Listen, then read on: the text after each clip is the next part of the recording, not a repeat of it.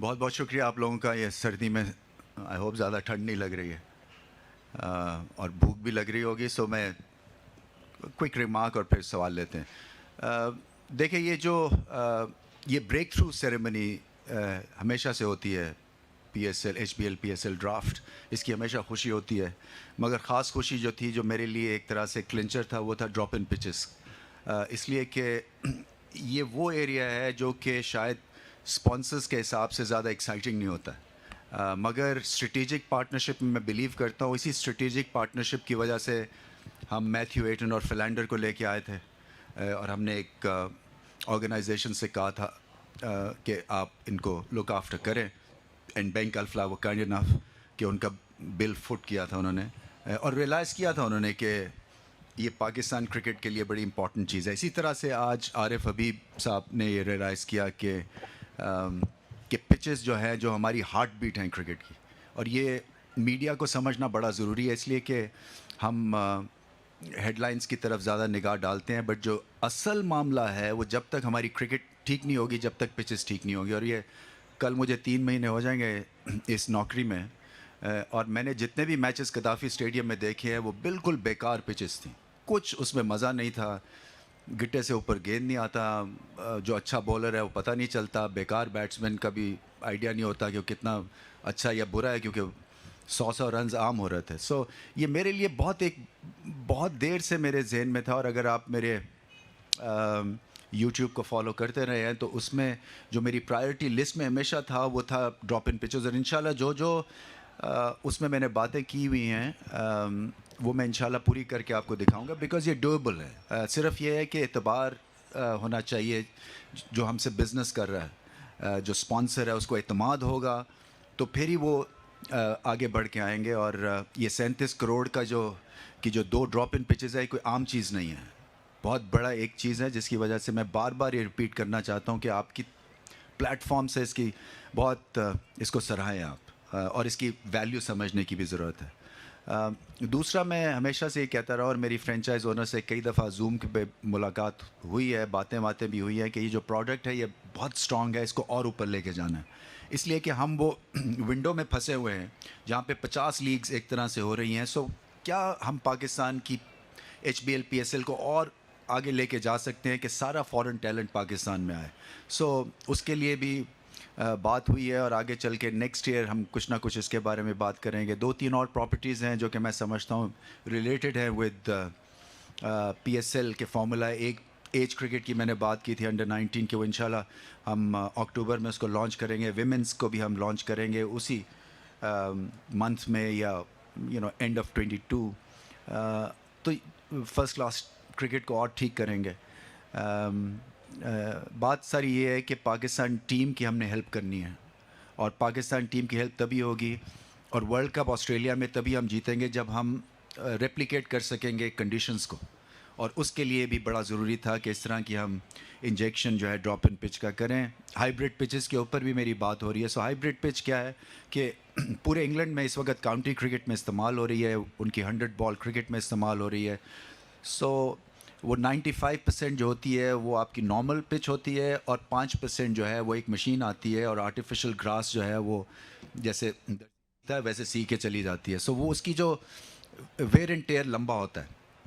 या हमारी school cricket, club cricket में जैसे सबको आइडिया है, यहाँ पे पिचेस ही नहीं है। जब पिचेस नहीं है तो पार हिटिंग नहीं हो सकती है, खेल नहीं सकते हैं, आपको तेज़ बॉलिंग के लिए स्पाइक्स नहीं यूज़ कर सकते हैं।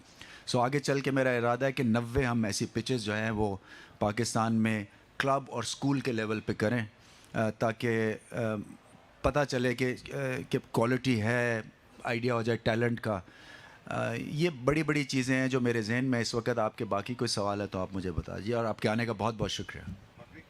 रमीज भाई, इस पीएसएल के ड्राफ्ट से हम सबको नजर आया कि इतने बड़े स्टार्स और इतने गैर मुल्की प्लेयर्स नहीं हैं। South Africa, western Indies, Australia के स्टार प्लेयर नहीं हैं।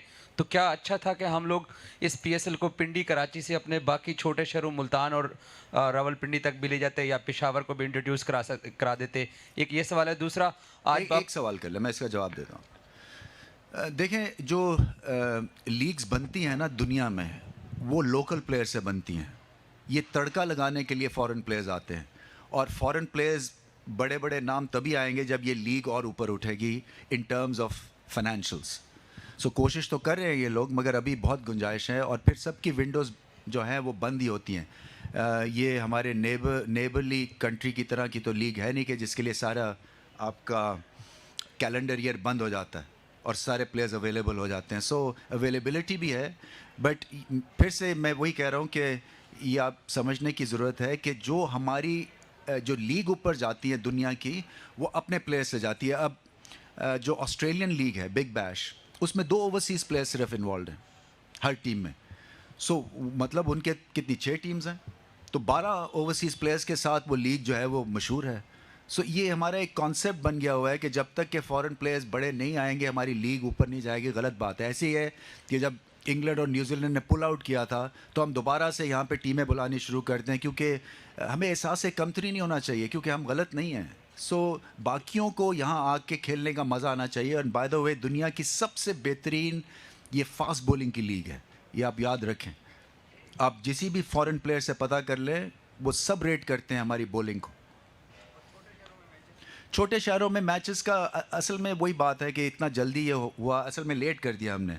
हर चीज़ जो है ये बहुत पहले से हो जानी चाहिए थी, मेरे पहले से ये सारी चीज़ें सेटअप करके और ऑप्शंस क्रिएट हो जाने चाहिए थे। ये सिक्योरिटी के पॉइंट ऑफ व्यू से ये आसान है बड़े शहरों में लॉन्च करना, बट आगे चल के तो मैं तो चाहूँगा कि हर फ्रेंचाइज के घर में हम खेलें। सो उसके ऊपर भी नेक्स्ट सीज़न में देखेंगे। वो कॉस्ट बढ़ जाती है बट डजेंट मैटर। कप्तान जी, मेरे सवाल का जवाब आपने एज ए चेयरमैन नहीं देना, एज ए क्रिकेट एक्सपर्ट देना है। आज आपने पूरी देखी ड्राफ्टिंग, आपको किन टीमों में दमखम नजर आ रहा है और कौन सी आपकी चॉइस फाइनलिस्ट टीम में हो? यार ये तो बड़ा अनफेयर क्वेश्चन है। मैं एक को कर दूं, बाकी 6 मेरे पीछे पड़ जाएंगे।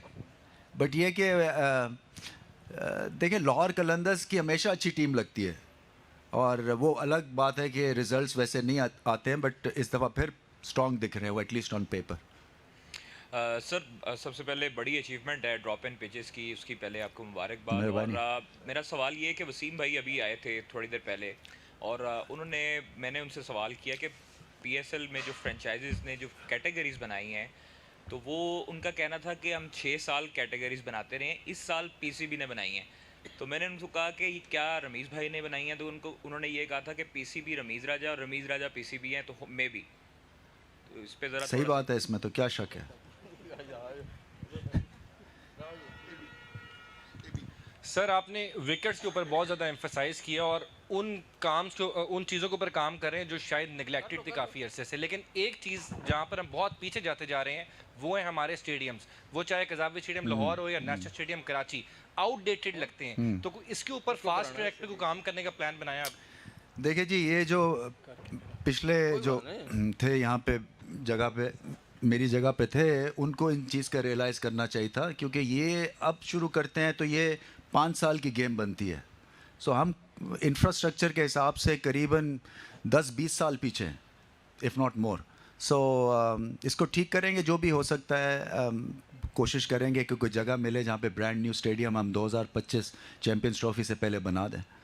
मगर इसकी रिफर्बिशमेंट तो ज़रूर करेंगे इंशाल्लाह, वो आप देखेंगे, क्योंकि स्पॉन्सर्स का मसला रहता है, कैपेसिटी बड़ी कम है। पाकिस्तान टीम इसी तरह से जीतती रहे इंशाल्लाह। तो ये तो गुलबर्ग की जो आपकी लोकेलिटी है, ये नहीं, इसके लिए काफ़ी नहीं होगा। कदाफ़ी स्टेडियम 18 या 20 हज़ार की कैपेसिटी है। सो बहुत पीछे हैं हम। रमीज़ भाई, खासकर इस ड्राफ्टिंग की जो कैटेगरीज हैं उनको लेके काफ़ी बहस हो रही है कि पीसीबी ने बनाई हैं, तो क्या उसमें क्या प्रॉब्लम क्या आपको? सीनियर्स प्लेयर जो हैं उस पर खासे खफा नज़र आ रहे हैं। कामरान अकमल ने भी अभी थोड़ी देर पहले अपने यूट्यूब पे विड्रॉ कर लिया पीएसएल के सीज़न से, क्योंकि सिल्वर कैटेगरी में मैं आपको बताऊं जी, हो क्या रहा है। हो ये रहा है कि हमने उन प्लेयर्स की, एक तो 7 साल हो गए हैं इसको, 7 साल में जो पहले साल का सुपरस्टार है वो 7 साल जो है मतलब है आपके रिफ्लेक्सेस स्लो हो जाते हैं। एक तो ये है। दूसरा, हमने देखना है पाकिस्तान को कौन सर्व करेगा। हमारा फ्यूचर जो है वो किन प्लेयर्स के हाथ में है, और फिर जो रेगुलरली खेलते हैं उनकी आपको इज़्ज़त करनी है, जिनका फ्यूचर है उनकी इज़्ज़त करनी है। और नया दौर आ रहा है, और आई थिंक ठीक है, मैं समझ सकता हूँ कि गम और गुस्सा होता है कईयों को, but I think practical situation बड़ी सिंपल सी है कि फ्यूचर को सामने रख के ये कैटेगरीज बनी हैं, और आई थिंक आपको भी इस चीज़ के ऊपर गौर देना है कि ना सिर्फ just for the sake of headlines जो हैं वो किसी को आप प्रमोट करें। पॉइंट ये कहने का है कि आपको भी पता है कि जो सर्किट से बाहर हो चुके हैं प्लेयर्स, उनका जो है ऊपर खेलना ज़रूरी है, या कि जो हमारे बडिंग सुपरस्टार्स बन रहे हैं जिन्होंने वर्ल्ड कप में या हमारे साथ दिल लगा के खेला है, उनका ड्यू बनता है। रमीज़ भाई, आपने फाइनेंशियल मॉडल को काफ़ी बेहतर किया है। जब भी हम बात करते हैं फ्रेंचाइजीज ओनर से, वो कहते हैं कि हमें मुनाफा ही नहीं हो रहा। एक तो इसमें ये बताएं कितनी सदाकत है, दूसरा ये बताएं कि आपने काफ़ी सनतकारों से कराची में भी मुलाकात की, अभी उसका रिज़ल्ट भी है ड्रॉप एंड पिच का। क्या इसमें PSL में और पाकिस्तान क्रिकेट में जल्द कितना पैसा आपकी तवक्को है? देखिए, ये आइडियल सिनेरियो तो ये हम ऑक्शन मोड में जाएं, बहुत इम्पॉर्टेंट है, और बात भी की है मैंने PSL के फ्रेंचाइज ओनर से 1-2 जूम कॉल्स के ऊपर, इसलिए कि या हाइब्रिड मॉडल में जाएं या ऑक्शन मॉडल में जाएं।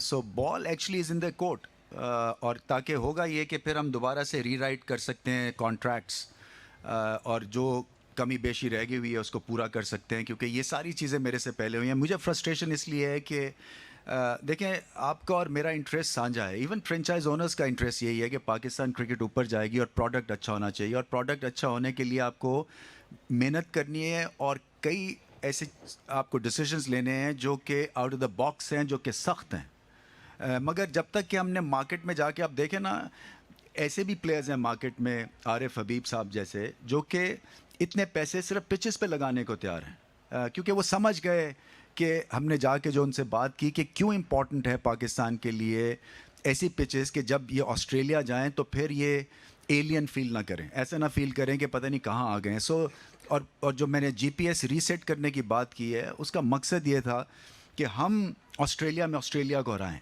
ऐसी क्रिकेट टीम बनाएं, ऐसी हम सिचुएशन और ऐसी कंडीशंस बनाएं कि हम वहाँ पे जाके आराम से मार खा के ना आ जाएं।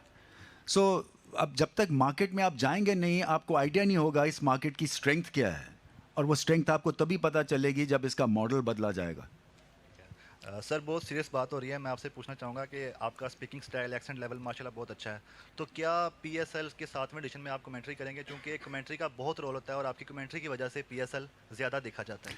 मुझे ये सर्वे करवाना है, लोग मुझे एज अ चेयरमैन देखना चाहते हैं, एज अ कमेंटेटर। ये अभी पता नहीं क्या है इस वक्त सिचुएशन, क्योंकि खैर अभी जीत रहे हैं तो इसलिए थोड़ा सा शायद मुझे चाह रहे हैं चेयरमैन, जैसे हारेंगे तो फिर वो कहेंगे कि वापस इसको कमेंट्री में भिजवाओ, क्योंकि ये हमारा ऐसा ही होता है। रमीज़ साहब, पहले तो ये है कि ये 7वां PSL जा रहा है और माशाल्लाह कामयाब भी है। क्वेश्चन मेरा आपसे ये है कि जब ये स्टार्ट किया था सेठी साहब ने, तो इसका फॉर्मेट ये था कि PCB अलहदा होगा, ये अलहदा होगा। तो ये ज़रा बताइएगा कि चूँकि देखें ना कि आपका जो वर्क है, एसोसिएशन से वर्क नहीं कर रही हैं, PSL में जो फ्रेंचाइज है वो वर्क कर रहे हैं, एसोसिएशनों ने 15 साल में खिलाड़ी पैदा नहीं किए, जो फ्रेंचाइज ने पैदा कर दिए हैं। तो क्या आप नहीं समझते कि आप जिसके बोर्ड के सरबराह हैं, पाकिस्तान क्रिकेट बोर्ड के सरबराह हैं, आपके अंडर में एसोसिएशन भी आती हैं, तो कोई ऐसा क्या फार्मेट आप के जहन में है? एक तो ये बताइए कि अलहदा करेंगे इसको, PSL अलहदा होगी, आप अलहदा होंगे, एसोसिएशन पे ऐसी कदगन लगाएंगे, ऐसी कोशिश करेंगे कि वहाँ सिफारशी लड़के भर्ती ना हो, पैसे लेके खिलाड़ी भर्ती ना हो। हाँ साहब, कल मुझे 3 महीने होंगे सिर्फ अभी, सो थोड़ा सा मुझे भी वक्त लगेगा, थोड़ा सा टाइम दीजिए, इंशाल्लाह सब चीज़ें ठीक होंगी। और आइडिया तो यही है कि PSL का एक अलग डिपार्टमेंट हो, इसका एक अलग हेड हो, ताकि आप पूरी कंसंट्रेशन के साथ इसको देख सकें। रमीज़ भाई, आपने पहले बात की है कि 3 माह हो गया मुझे, लेकिन आपने पिचेस पे बहुत ज़्यादा जोर दिए।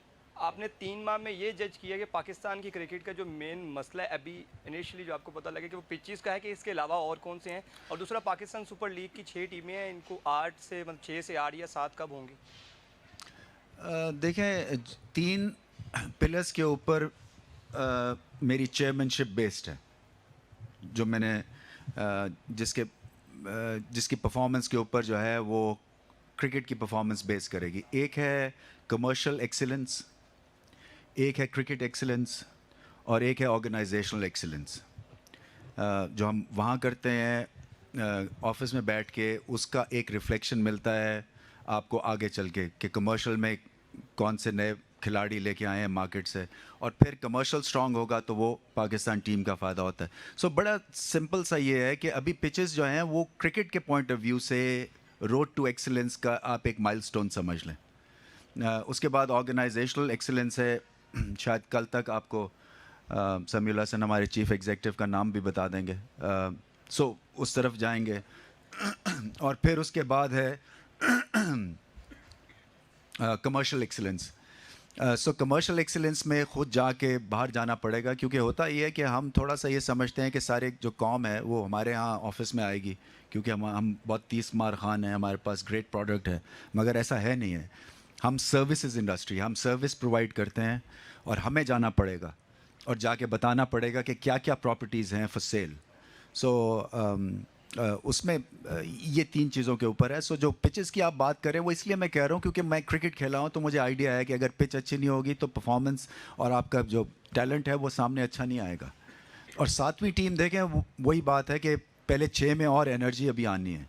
बहुत आसान है 7-8 टीमें करने का, बट मैं समझता हूँ कि अभी हमारा उस तरह का टैलेंट डेवलप नहीं है। ये इमर्जिंग प्लेयर्स की मुझे लगता है कि कैटेगरी हमें और बढ़ानी चाहिए, इसलिए कि वही हमारा फ्यूचर है। सो फ्यूचर अगर आगे जाएगा तो वो इमर्जिंग कैटेगरी से जाएगा और फिर फर्स्ट क्लास है आपकी। और जैसे मैंने कहा कि जूनियर आपकी PSL शुरू करेंगे इंशाल्लाह, उसमें आप देखेंगे पाथवे क्रिकेट के लिए मैं इंशाल्लाह अगले हफ्ते एक मैसिव अनाउंसमेंट करूँगा। सो ये चीज़ें हो रही हैं, मगर हम आपको झटके देने चाहेंगे हर हफ्ते के बाद। एक ही दफ़ा बता दिया तो ये कहते हैं जी आप सारी चीज़ें एक ही कॉन्फ्रेंस में मत बताएं। अच्छा रमीज़ भाई, क्वेश्चन ये था, अभी आपने कहा कि लोकल प्लेयर्स जो हैं वो आपकी लीग को बड़ा बनाते हैं। इससे पहले आप ही पहले कह चुके हैं कि जो फॉरेन प्लेयर्स होते हैं वो लीग को 4 चांद लगाते हैं, उसमें तड़का लगाते हैं। तो आप क्या समझते हैं कि अब जो आपकी स्टेटमेंट है क्या ये ठीक है, या पहले जो आप अक्सर स्टेटमेंट देते रहे? नहीं, मेरी स्टेटमेंट में कोई फ़र्क नहीं है। मैं आपको एक फंडामेंटल बता रहा हूँ एक लीग का। पहले तो ये समझे ना कि ये हमारी लीग है, हमारे प्लेयर्स सर्व हो रहे हैं, उनको मैक्सिमम पैसे मिल रहे हैं। पहले तो अपना हमने देखना है कि हमें क्या फ़ायदा है इस लीग का। मुझे तो कोई फ़ायदा नहीं लगता कि एक फ़ॉरेन प्लेयर को हम किसी भी अपने सुपरस्टार से ज़्यादा पैसे दे दें, ऐसा नहीं होना चाहिए। बाकी हर लीग में वो अपने प्लेयर को पहले रखते हैं और फॉरेन प्लेयर्स बाद में आते हैं। न्यूजीलैंड में तो होती नहीं है, बाय द वे, उनकी कोई लीग नहीं है, उनकी अंडर-19 सिस्टम भी नहीं है। मैंने बताया आपको बिग बैश में सिर्फ 2 ओवरसीज़ खेलते हैं। सो क्या मतलब इससे हुआ कि ठीक है आपका एक अट्रैक्शन होती है, इससे ज़्यादा कुछ नहीं होती है। और उसमें अगर आपने बेस्ट इंटरनेशनल प्लेयर्स लाने हैं तो फिर इसकी पाए को इंक्रीज़ करना पड़ेगा, फिर इसमें और पैसा डालना पड़ेगा। रमीज़ भाई सिर्फ ये लास्ट बता दें कि बैटिंग कोच टीम के साथ नहीं है, बॉलिंग कोच नहीं है और हेड कोच भी अभी तक कोई अनाउंस नहीं हुए हैं।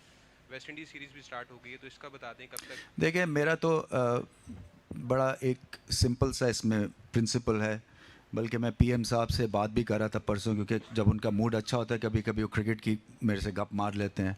सो मैंने कहा जी आपने देखा अभी जो बांग्लादेश में हुआ, मैंने कहा आपने 2 ड्रेसिंग रूम देखे डग आउट, एक पाकिस्तान का था और एक बांग्लादेश का था।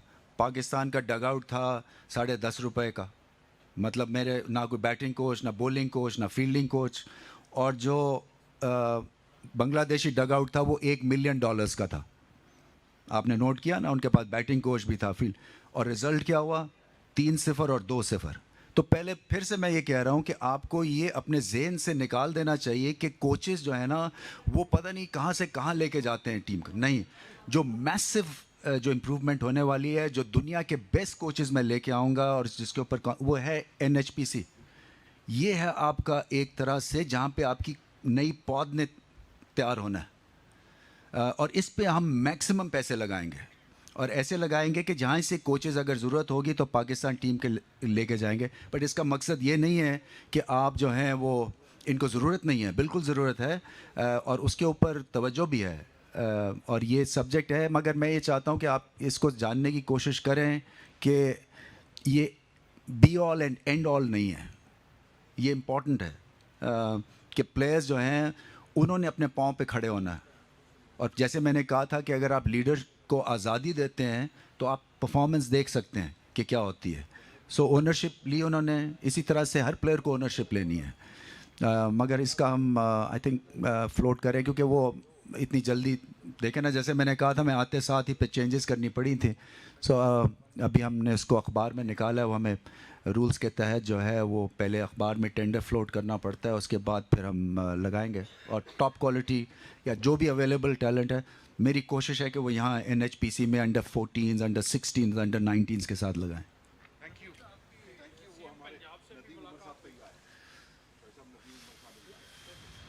Thank you.